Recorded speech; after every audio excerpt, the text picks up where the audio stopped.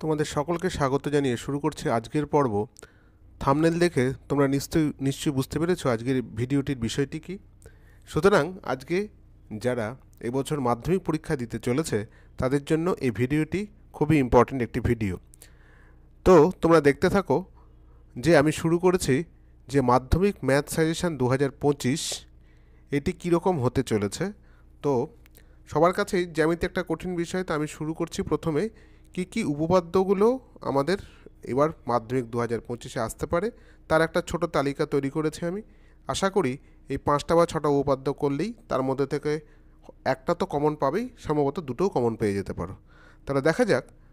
Suggestion হিসেবে আমি প্রথমে রাখছি যে 32 নম্বর উপপাদ্য। 32 নম্বর উপপাদ্যে কী বলেছে যে ব্যাসটায় এরূপ কোনো জ্যায়ের উপর কেন্দ্র থেকে লম্ব অঙ্কন করা হলে ওই লম্ব জ্যাটিকে সমদ্বিখণ্ডিত করে। এটি খুবই একটা সহজ উপপাদ্য। এটা অনেকবার মাধ্যমিকে এসছে, এবারও আসার সম্ভাবনা আছে। সুতরাং উপপাদ্য আমি সাজেশন হিসেবে রাখছি এটা 1 নম্বর, যেহেতু এটা বইয়ের প্রথমেই শুরু হচ্ছে। এরপরে আসছি 32-এর পরে 33 নম্বর উপপাদ্য। এক্ষেত্রেও আমি এটাকে দিলাম 2 নম্বর আমার সাজেশন হিসেবে। যে 33 নম্বর উপপাদ্যে কী বলেছে, প্রমাণ করি ব্যাস নয় এরূপ কোনো জ্যাকে যদি বৃত্তের কেন্দ্রবিন্দুগামী কোনো সরলরেখা সমদ্বিখণ্ডিত করে তাহলে ওই সরলরেখা ওই জ্যায়ের উপরে লম্ব হবে। এটা তোমরা আশা করি করেছো, খুব সহজ উপপাদ্য।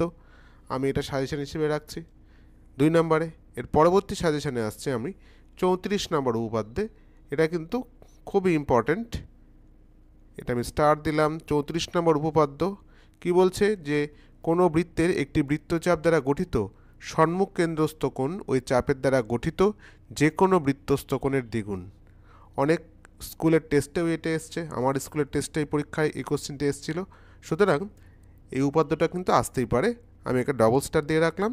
তোমরা তোমাদের সাজেশন লিস্টে অবশ্যই এটাকে রাখবে। এর পরবর্তীতে চলে আসছি উপপাদ্য 37। একটি ছোট উপপাদ্য, কিন্তু পরীক্ষায় এটা অনেকবার এসছে এবং সহজ উপপাদ্যটা কি বলেছে যে অর্ধবৃত্তস্থ কোণ সমকোণ। তাহলে উপপাদ্য 37। তাহলে আমার লিস্টে তাহলে কতগুলো হলো, এটা হচ্ছে 4 নাম্বার। এটা হলো 4 নাম্বার। আমি আগেরটা বললাম কত, আগেরটা বললাম হচ্ছে আগে 1 2 করেছি, এটা স্টার দিলাম। এটাতে আমার সাজেশন ছিল 3 নাম্বার, এখানে তো স্টার দিয়ে দিলাম। আমার কাছে মনে হয়েছে এটা আসবার সম্ভাবনা অনেক বেশি। তারপরে চলে এলাম 4 নাম্বার। এর পরবর্তী চলে যাচ্ছি 42 নম্বর উপপাদ্য। এটা আমার সাজেশন হিসেবে থাকছে কত নম্বরে, 5 নম্বরে। যুক্তি দিয়ে যদি দুটি বৃত্ত পরস্পরকে স্পর্শ করে তাহলে স্পর্শবিন্দুটি কেন্দ্র দুটি সংযোজক সরলরেখার উপরে অবস্থিত হবে। এটাও 1 স্টার, 5 নম্বরে থাকছে এটা আমার। এর পরবর্তীতে চলে আসছি আমি 48 নম্বর উপপাদ্য। তাহলে এটা কত, এটা 6 নম্বর উপপাদ্য। আমার সাজেশন অনুযায়ী 6 নম্বর উপপাদ্য 6 48। এটা 48টা কী বলেছে, যে কোনো সমকোণী ত্রিভুজের সমকোণিক বিন্দু থেকে অতিভুজের উপর লম্ব অঙ্কন করলে ওই লম্বের উভয় পার্শ্বস্থিত ত্রিভুজদ্বয় সদৃশ্য এবং ত্রিভুজগুলি প্রত্যেকে মূল ত্রিভুজের সঙ্গে সদৃশ্য। এটাও আমার সাজেশনে থাকছে। এটা উপপাদ্য নাম্বার 48, উপপাদ্য নাম্বার 48, এটাও সাজেশন হিসেবে থাকছে। এর পরবর্তীতে আমি সাজেশন হিসেবে রাখছি পিথাগোরাসের উপপাদ্য। পিথাগোরাসের উপপাদ্য এটা আমার সাজেশন লিস্টে থাকছে 7 নম্বরে, কিন্তু এটা খুবই ইম্পর্ট্যান্ট, এবারে ট্রিপল স্টার, খুবই আসার সম্ভাবনা খুবই বেশি পিথাগোরাসের উপপাদ্য। পিথাগোরাসের উপপাদ্যটা কী হিসেবে আসে, এটা বলে থাকে যে পিথাগোরাসের উপপাদ্যটি বিবৃত করো এবং প্রমাণ করো। তো বিবৃত করো যদি বলে থাকে তাহলে এটা বলতে হবে যে যে কোনো সমকোণী ত্রিভুজের অতিভুজের উপর অঙ্কিত বর্গক্ষেত্রের ক্ষেত্রফল অপর দুই বাহুর উপর অঙ্কিত বর্গক্ষেত্রের ক্ষেত্রফলের সমষ্টির সমান। এটা বিবৃত এবং প্রমাণ কিন্তু আসতেই পারে এবং এইভাবেই আসে। মার্কস ডিস্ট্রিবিউশন থাকে 1+4। সুতরাং তোমরা কিন্তু এই বিবৃতিটা ভালো করে পড়বে, ঠিক আছে। এবার সর্বশেষ সাজেশন হিসেবে আমার থাকছে, আমার সাজেশনে এটা হচ্ছে পিথাগোরাসের উপপাদ্যের বিপরীত উপপাদ্য 8 নম্বর। পিথাগোরাসের বিপরীত উপপাদ্যটি বিবৃত করো এবং প্রমাণ করো, এটাও আসতে পারে। এটাও 1+4। তাহলে মোট 8খানা উপপাদ্য দিলাম, তার মধ্যে কিছু স্টার মার্কস দিয়ে দিলাম। স্টার মার্কসগুলো বেশি ইম্পর্ট্যান্ট এবং অবশ্যই আমার সাজেশন লিস্টে আমি 8টা উপাদ্যই রাখছি। সুতরাং এই 8টা উপপাদ্য যদি খুব ভালো করে করো, আমি আশা করছি দুটোই কমন পাবে, না হলে তো একটি কমন পাবে। আচ্ছা, তাহলে আমি উপপাদ্য সম্পর্কে বললাম, কিন্তু উপপাদ্য সম্পর্কে বলবার আগে আমি কিছু বিষয় তোমাদের বলতে চাইছি যে উপপাদ্যগুলো প্রমাণ করবার সময় বিশেষভাবে খেয়াল রাখবে যে আমাদের প্রতিটা উপপাদ্যের 3টে ভাগে আমাদের নাম্বার ডিস্ট্রিবিউশন থাকে। মানে কীরকম বলতে চাইছি, যখন যে উপপাদ্যটা মনে করে বলেছে যে স্টেটমেন্টটা দিয়েছে, তাহলে এই যে প্রদত্ত প্রমাণ করতে হবে অঙ্কন এবং প্রমাণ, তাহলে এই অনেকগুলো ভাগ আছে। তুমি যদি অঙ্কনটা ঠিক করে করো তুমি পাবে 1 মার্ক, আর এই প্রদত্ত থেকে অঙ্কন অবধি ঠিকঠাক লিখবার জন্য 1 মার্কস অঙ্কনের জন্য, এবং প্রমাণের জন্য থাকে 3 মার্কস। তাহলে একটা উপপাদ্যে যদি 5 মার্কস থাকে তাহলে তার নাম্বার ডিস্ট্রিবিউশন হয় 1 + 1 + 3, দ্যাট ইজ 5 মার্কস। সুতরাং যখন করবে খুব সাবধানে করবে, ছবিটা পেন্সিল দিয়ে আঁকার চেষ্টা করবে, এবং যুক্তিগ্রাহ্য ছবি যদি কোনো কারণে ভুল হয় তাহলে একটি নম্বরও পাবে না। তাহলে কি বলছি, এটা আমাদের খাতা দেখবার সময় গাইডলাইন্সে থাকে, ভুল চিত্রে কোনো রূপ নাম্বার কিন্তু হবে না।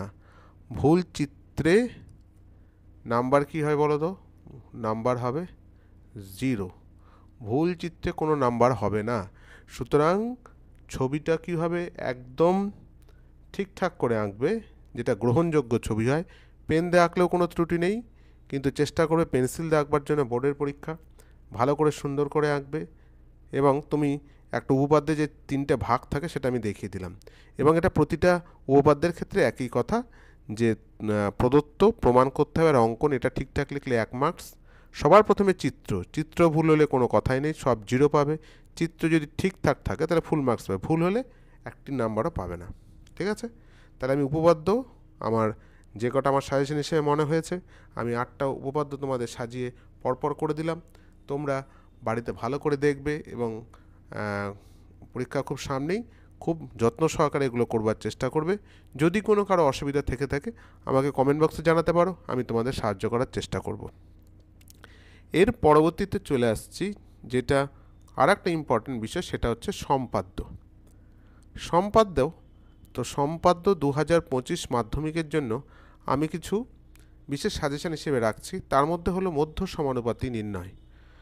তো মধ্য সমানুপাতি নির্ণয় তোমরা বই থেকে দেখবে কিভাবে মধ্য সমানুপাতি অঙ্কন করতে হয়, এবং মধ্য সমানুপাতি যে কোনো অঙ্ক যদি দিয়ে থাকে তাহলে এরকম √AB ফরম্যাটে দেওয়া থাকবে। মানে যদি মনে করে দেওয়া থাকে √21, তাহলে আমরা কি করে নেব, √AB মানে √3 × 7 এই ফরম্যাটে করে নিয়ে আমাদের অঙ্কটা সমাধান করতে হবে।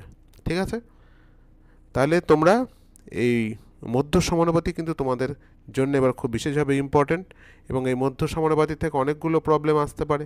যেমন এটা হতে পারে √12 নির্ণয় করো, √12। তাই √12 মানে কি, √3 × 4 AB ফরম্যাটে। এটা আসতে পারে, √23 হতে পারে।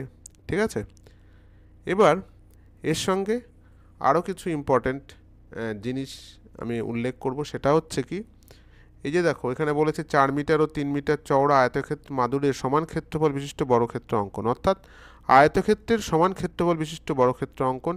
এটাও কিন্তু খুব ইম্পর্টেন্ট জিনিস, এটাও আমি সাজেশনে রাখছি। এখানে দেখো দুটো করতে দেওয়া আছে, একটা করে দেওয়া আছে আর একটা করতে দেওয়া আছে। আর একটা বলেছে 6 সেমি দৈর্ঘ্য ও 3 সেমি প্রস্থ বিশিষ্ট একটি আয়তক্ষেত্রের সমান ক্ষেত্রফল বিশিষ্ট একটি কি অঙ্কন করতে বলেছে, বর্গক্ষেত্র অঙ্কন করতে বলেছে। তাহলে এটা তোমরা করবে, এবং আশা করি এখান থেকে আসতেও পারে। তোমাদের বইয়ের পেজ এখানে উল্লেখ করাই আছে, তোমরা ফলো করবে। যদি কোনো অসুবিধা হয় কমেন্ট বক্সে জানাবে, আমি হেল্প করব। ঠিক আছে, তাহলে আয়তক্ষেত্রের সমান ক্ষেত্রফল বিশিষ্ট বর্গক্ষেত্র অঙ্কন, এটাও আমার সাজেশনে থাকছে।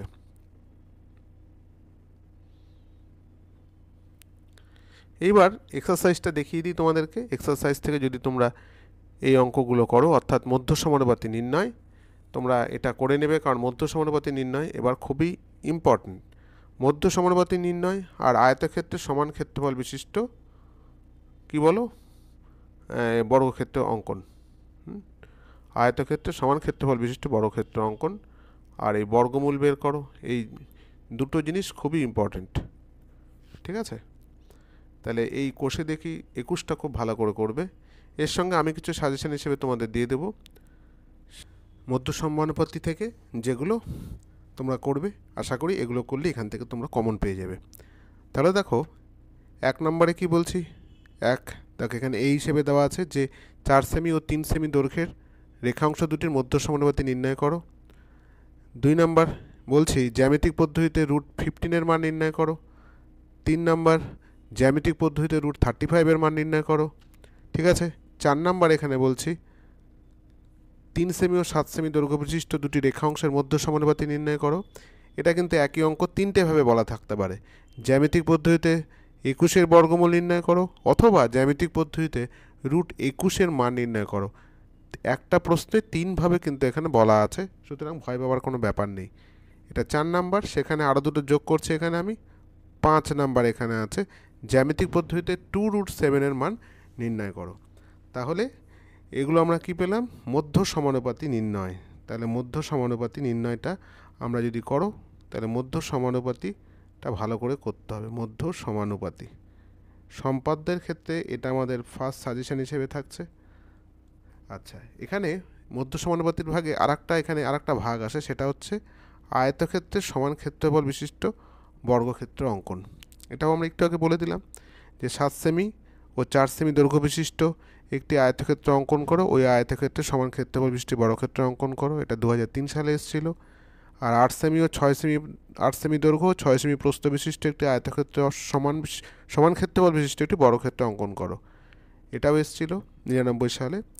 √20 সেন্টিমিটার বাহু বিশিষ্ট একটি বর্গক্ষেত্র অঙ্কন করো। একটু আলাদা ক্যাটাগরি, তাহলেও এটা মধ্য সমানুপাতি থেকে আছে। সুতরাং এই ভাগটাও করে রাখবে। তাহলে এটা আরেকটা ভাগ এলো যে আয়তক্ষেত্রের সমান ক্ষেত্রফল বিশিষ্ট বর্গক্ষেত্র অঙ্কন। ঠিক আছে। তাহলে অঙ্কন থেকে আমরা প্রথমে একটার মধ্যে দুটো ভাগ, একটা হচ্ছে মধ্য সমানুপাতি অঙ্কন, আর দ্বিতীয়টা হচ্ছে আয়তক্ষেত্রের সমান ক্ষেত্রফল বিশিষ্ট বর্গক্ষেত্র অঙ্কন। আমি এই দুটো ভাগের কথা বললাম। এর পরবর্তীতে বলবো আমি অন্তর্বৃত্ত অঙ্কন। এটা কিন্তু এবার খুবই ইম্পর্টেন্ট। গত বছর আমাদের এসেছিল পরিবৃত্ত অঙ্কন, এবার অন্তর্বৃত্ত অঙ্কন কিন্তু খুবই ইম্পর্টেন্ট। তাহলে আশা করি তোমাদের এর মধ্যে করা হয়ে গেছে। যে কি বলে দেওয়া থাকবে, যে দুটো বাহুর দৈর্ঘ্য মানে একটা বিষমবাহু ত্রিভুজ দেওয়া আছে, তার সমান ত্রিভুজটি অঙ্কন করো এবং তার অন্তর্বৃত্ত অঙ্কন করো।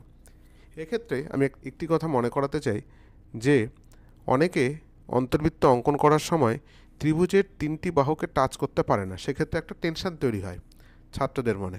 তো তোমাদের এখানে কোনো দুশ্চিন্তার কোনো কারণ নেই। যদি অ্যাটলিস্ট দুটো বিন্দুও যদি বৃত্তটাকে স্পর্শ করে, সেক্ষেত্রে কিন্তু আমরা সম্পূর্ণ নাম্বারই দিয়ে দিই। 3 নাম্বার বাহুটার টাচ যদি নাও করে, একটু গ্যাপ থাকলেও কোনো অসুবিধা নেই, তবে চেষ্টা করবে যাতে 3টে বাহু যাতে টাচ করে। অ্যাটলিস্ট দুটো বাহু টাচ করলেই আমরা ফুল মার্কসটি দিয়ে থাকি।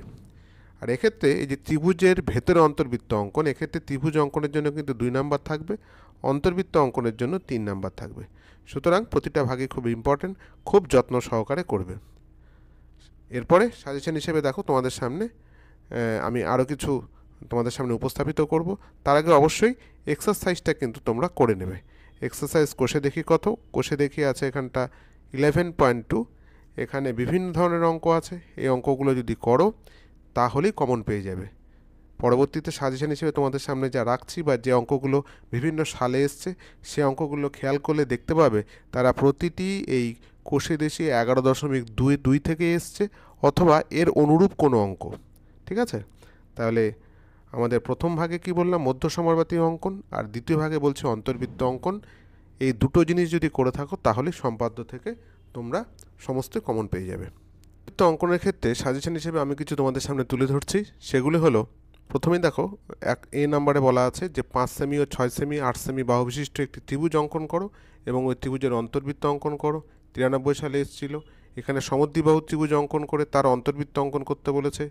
এক্ষেত্রে দুটো বাহু এবং তার অন্তর্ভুক্ত কোণ দেওয়া আছে, সেই ত্রিভুজের অন্তর্বৃত্ত অঙ্কন করতে বলেছে। ডি নাম্বারে বলেছে 10 সেমি বাহু বিশিষ্ট সমবাহু ত্রিভুজ অঙ্কন করে তার অন্তর্বৃত্ত অঙ্কন করতে বলেছে। তারপর একটা বলেছে সমকোণী ত্রিভুজ অঙ্কন করো এবং তার অন্তর্বৃত্ত অঙ্কন করো।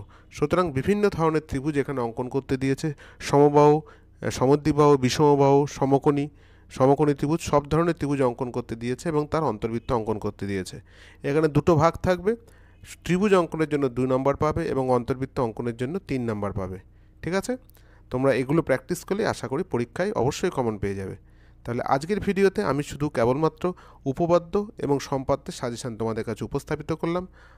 আশা করি তোমাদের এটা খুবই কাজে লাগবে। যদি তোমাদের এই ভিডিওটি ভালো লাগে অবশ্যই একটা লাইক বাটনটি প্রেস করে আমাকে উৎসাহিত করবে পরবর্তী ভিডিও তোমাদের সামনে আনার জন্য। পরবর্তী ভিডিওতে আবার দেখা হবে। আজ তাহলে এখানেই শেষ করছি।